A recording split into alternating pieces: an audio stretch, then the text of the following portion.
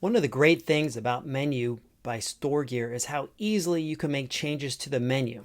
So let's go through how that works. All right, so right here, immediately when you jump in, you go to your settings, you go to menu setup, receive orders, you go to menu setup, that's how you get here. And you're brought here with some categories. So we've already got some default categories, but let's just see what it's like to create our own. So let's click add category. And we will we'll type in starters. Check out these appetizers. Click save. And now we have a category. Immediately, we're brought into the actual entrees or whatever items we want to put under starters. So, for instance, we could put in rice dish. And we could give it a price. Let's call it, say, $7. Give it a description. Tasty, seasoned rice. Yum. We could create multiple sizes if we wanted to, and if we do multiple sizes, that's going to override the base price. So we'll do that just for this example. We'll say a 16-ounce bowl of rice is, say, $3. And we could also then click another size. We'll go, say, 24-ounce rice is, say, $5. Great. And then you could make one pre-selected or make the user choose whatever they're going to choose. All right, we click save, and now we have a rice dish. And we could also add more stuff, but let's just stick with this one. So we'll cancel this. Let's see what other options we have. We could put in a picture right here for this rice dish, or we can give it some options. So let's say we have rice dishes in this size, and then say we can allow them to choose different toppings. Well, how do we do that? Let's create a group of toppings. Over here is where you do your add-ons and toppings. All right, so we'll call this rice toppings. And we could either make it optional or mandatory. For this, we'll make it optional. We'll click save. Now we've created this group. And now we can add a choice in this group.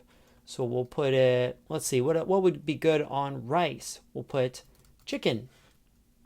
And we'll say chicken is an extra $1. Click save. We'll add something called mushrooms. And we'll make mushrooms free and not even charge.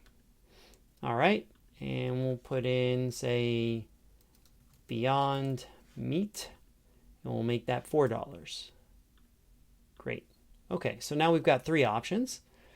Now that we've created this group of options, I could either drag it to the category so that everything that is in starters has to also choose one of these options, or I can drag it into individual items, which would be the rice dish. There we go. Now this picture won't make sense with the rice dish, but let's add a picture to that. So right here it specifically says how big the picture has to be, a minimum of 335 pixels by 225 pixels or larger. So let's choose something. We'll choose this. It will process the image, and I can crop this image if I wanted to. But we'll just leave it as is, and I'll click Set Image. And now we have an image with this product, a description, different sizes, and an option. All right, so let's preview and test what this looks like. This already went live, so let's see what it looks like. Now this restaurant isn't open, so disregard that. We'll go down to starters, and we will click the rice dish. And there it is. I get to choose a size. It's required. I'll choose the big one. I'll get to choose a rice topping. So I will click chicken, and I will click Beyond Meat, and then I will add that to the cart, and now it's ready for ordering. It also has a nice little category picture right here. Now, how did this category picture get here? Well, it was automatically put in there by the system, but you can change that. So let's see how to change that. We just go here, and there's some pre-made stock images, but we will upload our own. So we will just click there, find another picture. There's the picture. We will set the image. And now that's done. So in this demo, we have added pictures, added categories, added items to the menu, and created a group of options that I could add to a category or an individual item. Now, say we have all this and we want to edit things further. All we do is hover over the actual category or product and find that little pencil that says edit, and that allows us to make changes that way. If I want to change the image, I just hover over the image. If I want to change a product, I click on edit, and there are my options for changing that product. Let's go even further. Say I've got similar products I need to duplicate. Well, I do this option down here. I click duplicate, and let's see what else we got here. We could also mark items with different little icons, whether or not they're hot, vegan, vegetarian, etc.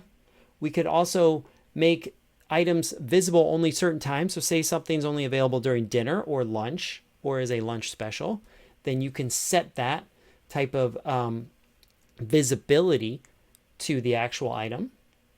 And you can create different taxations for different types of products. So say beverages are different types of taxes than food. Well, you can adjust whatever taxation category it goes in. So that's how it works. If you want to change the order, you can drag things around. It's very visual. And hopefully it's easy to use. And also if you get stuck, we also have some more little tutorial videos built in right into the editor. All right, guys, thanks for watching. Hopefully it all made sense to you. If you have any questions, feel free to reach out. We're here for you to make your restaurant easier to operate, and hopefully this will help you make a little more money. All right, guys, thanks for watching.